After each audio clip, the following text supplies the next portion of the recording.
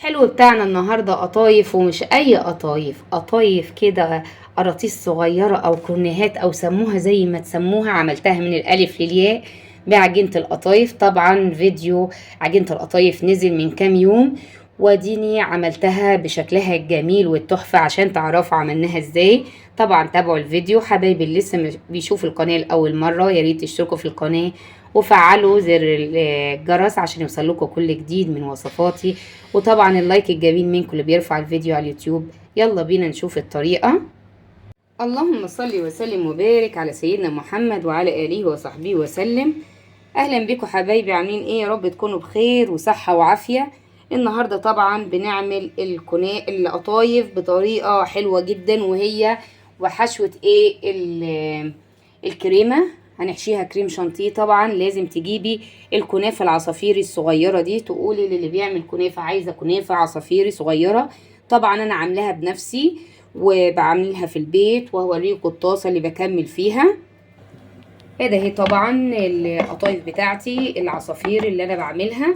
عاملاها العجينة، راجعوا فيديو العجينة عشان تعرفوا عجناها ازاي. طبعا طريقتها سهلة جدا جدا. العجينة سواء العجينة او القطايف اللي احنا هنعملها، هنعمل ايه؟ ادي القطايفايه كده زي ما هي. هجيب صباعي كده وابدأ ان انا اقفل من الحتت دي كده اهو، بحيث ان هي تبقى مفتوحة من الناحية دي. او تعملي بطريقة تانية، هتجيبي الناحية دي كده وتدبسي كده اهو اهو، بتقفلي اهو بالشكل ده. وده الشكل ده الافضل طبعا. هعملها بالشكل ده او الشكل ده. طبعا هو بالشكل ده افضل شكل. شايفين الشكل كده عامل زي القرطاس او بتاع الايس كريم او الكونو بتاع الايس كريم. هخلص الباقي وارجع لكم. ادي بعد ما عملت اهو، هكمل طبعا باقي الكميه هقليها في الزيت بتاعي. وطبعا السيرب انا مجهزاه، لازم يكون السيرب تقيل، يعني كوبايتين من ادي السيرب اهو. كوبايتين من السكر، ليهم كوبايه ونص من الميه، وطبعا نص ليمونه، ورقه فانيليا عشان يطلع السيرب تقيل، عشان تطلع كريسبي كده وجميله. هقليها، وبعد كده طبعا لازم السيرب يكون بارد، والقطايف طالعه من الزيت تنزل في السيرب على طول. هرجع لكم واحنا بنحشيها. ادي القطايف بتاعتنا بعد ما بردت وخفقنا الكريم. طبعا هنجيب كمان التزويقه كده بتاع القطايف بتاعتنا. نجيب شوكولاته فرماسيه، ونجيب كمان عندي هنا جوز هند. لو عندك فول سوداني كده اضربيه او كسريه كده اهو ورش عليه، هيبقى تحفه برضو.